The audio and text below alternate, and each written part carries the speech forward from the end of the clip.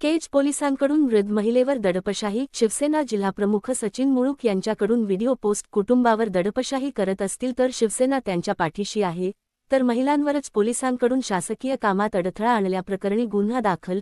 केज महसूल विभागाची एक टीम आणि केज पोलीस स्टेशनचे पोलीस अधिकारी बनसोडेंसह पोलीस कर्मचारी केज तालुक्यातील कदमवाडी येथे असलेले पत्र्याचे घर हटवण्यासाठी काल दुपारी गेले होते. तेथे गेल्यानंतर पोलिसांनी महिलेसह इतर महिलांना दडपशाही केली. कुठल्याही न्यायालयीन कागदपत्रांची तपासणी न करता अशाप्रकारे दडपशाही होत असेल तर शिवसेना या कुटुंबाच्या पाठीशी राहील अशा आशयाची पोस्ट व्हिडिओ सोबत शिवसेना जिल्हाप्रमुख सचिन मुळूक यांनी केली आहे. यासोबत पोस्ट केलेल्या व्हिडिओमध्ये पोलीस एका तरुणाला व्हिडिओ काढत असताना रोखत आहेत, तर महिलांना मोठ्या आवाजात पोलीस स्टेशनला चला गाडीत बसा असे म्हणत आहेत. यानंतर कुटुंबाला मारहाण झाल्याची माहिती मिळत असल्याचे या पोस्टमध्ये सचिन मुळूक यांनी नमूद केले आहे. हे प्रकरण गंभीर असून अशा प्रकारे महिलांवर दडपशाही होत असेल तर आम्ही सर्व शिवसैनिक त्यांच्या पाठीशी आहोत अशी प्रतिक्रिया सचिन मुळूक यांनी दिली आहे. दरम्यान पोलीस अधिकाऱ्यांशी फोनवरून संपर्क साधला असता अशा प्रकारे कुठलीही मारहाण झाली नसून सदरील महिलांनी आम्ही काम करत असताना अडथळा निर्माण केला. यासंदर्भात 4 महिलांच्या विरोधात आम्ही गुन्हा दाखल केला आहे अशी माहिती पोलिसांनी दिली आहे.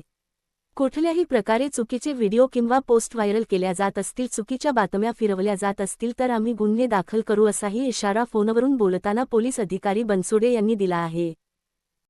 केज तालुक्यातील कदमवाडी गावामधील जो प्रकार घडला तो अत्यंत गंभीर स्वरूपाचा प्रकार आहे.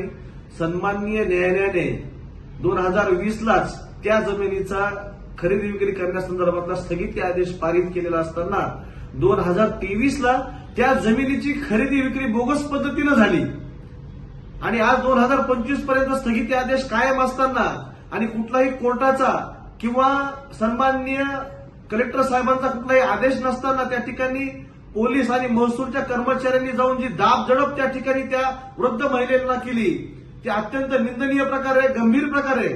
एक प्रकारे हा भूमाफियांना हाताशी धरून भूमाफियांच्या घशात जमिनी गरिबांच्या घालण्याचा हा प्रकार पोलीस प्रशासनाच्या माध्यमातून करण्याचा प्रयत्न झाला. तो आम्ही शिवसैनिकांनी हाणून पाडलेला आहे. संपूर्ण त्या कुटुंबाला न्याय मिळेपर्यंत आम्ही शिवसेना त्या कुटुंबाच्या पाठीशी राहू.